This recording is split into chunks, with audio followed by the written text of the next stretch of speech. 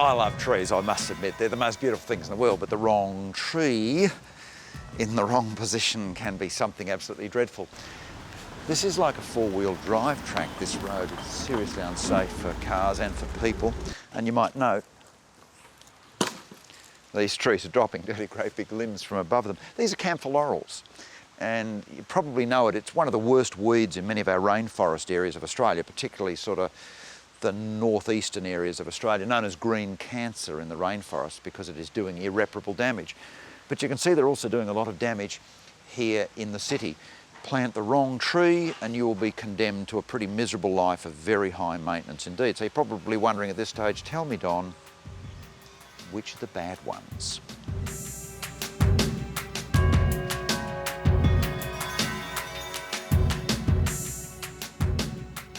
Well, probably of all the nasty trees in the world, the evergreen figs, like this little one here, are probably the nastiest. This is a Hills weeping fig. Just over the roots, they're strangling the guttering here, running along the gutter and in under the guttering. It'll ruin all that.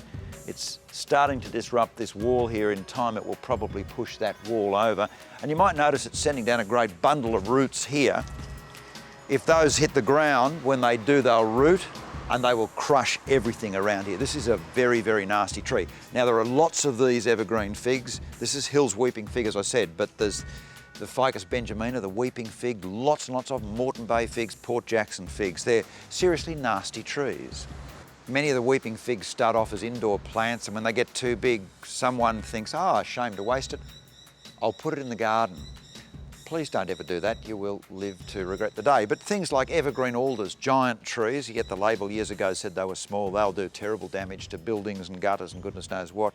But things like weeping willows and poplars, they'll seek out your drains and get those too.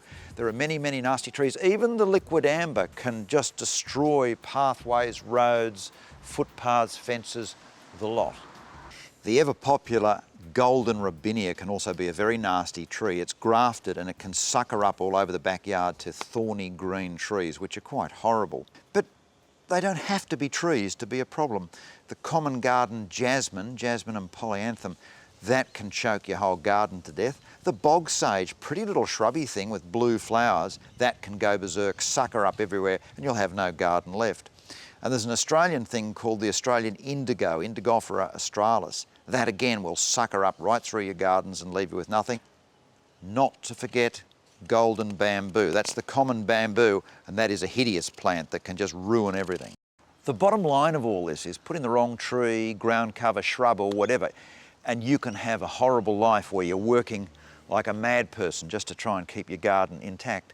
Do talk to qualified horticulturists, your local nursery, before you buy your plants. Say, can this one be a problem? Because remember, even a lovely tree, if it's tall and it's planted under overhead wires or something, can lead to all sorts of problems. To minimise maintenance and hard work, seek advice before you plant. And lastly, always look up. Make sure you're not putting something tall under something overhead.